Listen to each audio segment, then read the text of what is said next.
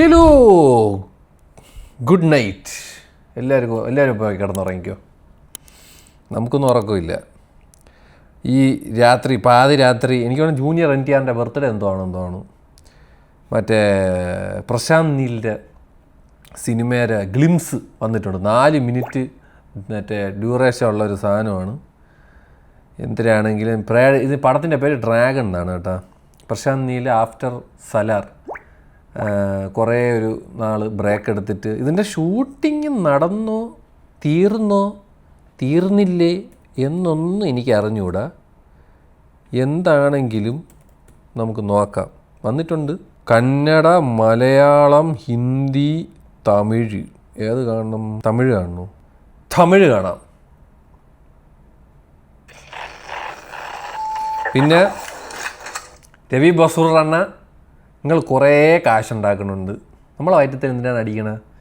ശരി, കോപ്പിറൈറ്റ് അടിച്ചോ, video block ചെയ്യല്ലേ, എനിക്ക് അത്രേ പറയുള്ളൂ. ഏതോ ഒരുത്തൻ ഗണ്ണ് റീലോഡ് ചെയ്യാണ്. ബ്രിട്ടീഷുകാരന്മാർ നാട്ടിൽ എന്തോ വന്നു.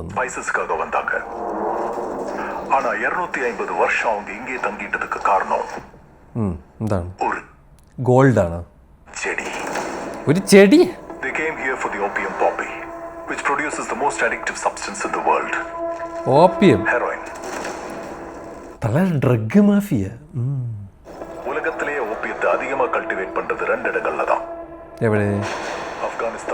Afghanistan and golden triangle. Burma. கைக்குள்ள வச்சுக்கிட்டு 95% ഓപ്പിയം ട്രേഡ് കൺട്രോൾ பண்ணாங்க.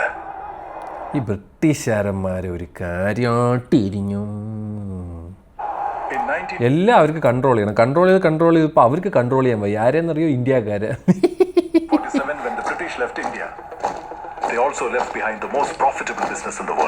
എന്തിനാണത്? ഓപ്പിയം.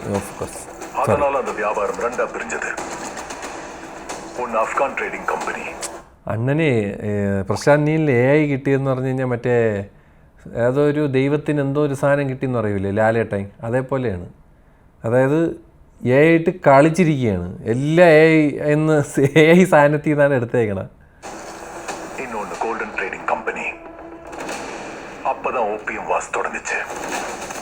വെടി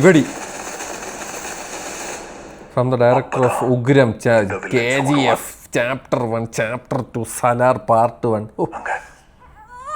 Tandanandane, introducing all the villains of the Afghan trading company. Oh, Rukku. First day, God created light.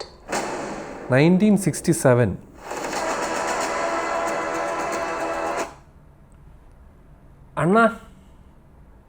അണ്ണ ഇതൊന്ന് മാറ്റി പിടിക്കണം കേട്ടോ അണ്ണ.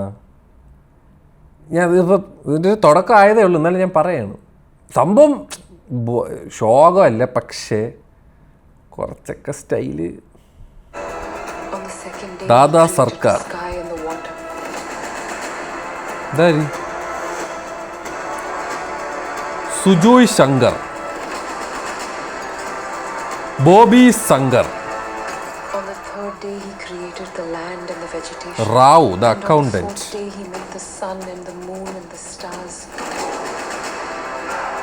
വിക്ടർ മെൻസ്ലോവോ റഷ്യക്കാരൻ, ജനറൽ ഡുറൻ സൊമാലിയ.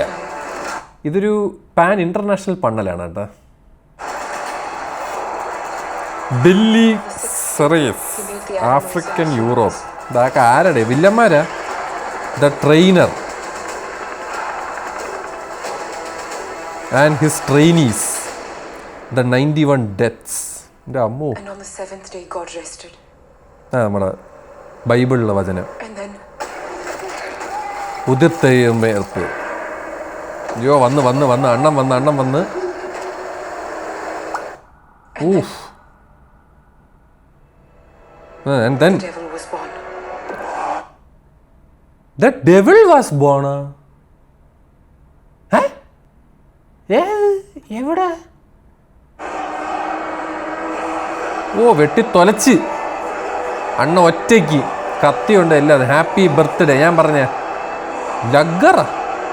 ഓ, അവൻ്റെ പേരാ Lagger, assassin in chief of the Afghan trading company. ഞാനിങ്ങനെ സംസാരിച്ച് കറുപ്പിക്കുന്നതെന്ന് പറഞ്ഞാൽ രവി ബസൂർ അണ്ണന് മറ്റേ കോപ്പി അടിക്കാതിരിക്കാൻ വേണ്ടിയിട്ടാണ് കോപ്പി റൈറ്റ്. NTR ജൂനിയർ അല്ലേ? ഓ എൻ്റെ മോനെ ഫിറ്റായി. NTRൻ്റെ പഴയ പടമൊക്കെ ഒന്ന് കാണണേ, എന്നിട്ട് ഈ ഒരു ട്രെയിലർ ഒന്ന് കാണണം, അപ്പോൾ കണ്ണുകളും. പക്ഷേ മോ ഇതാരിത്?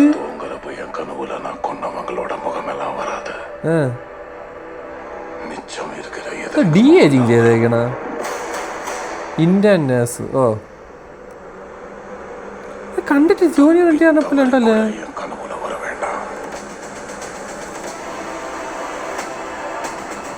ഡ്രാഗൺ. എന്താണ് ഡൗട്ട് പറഞ്ഞോ?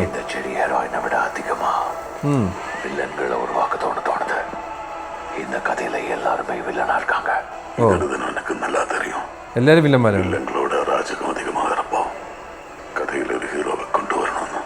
അപ്പൊ ഹീറോ ആരാ?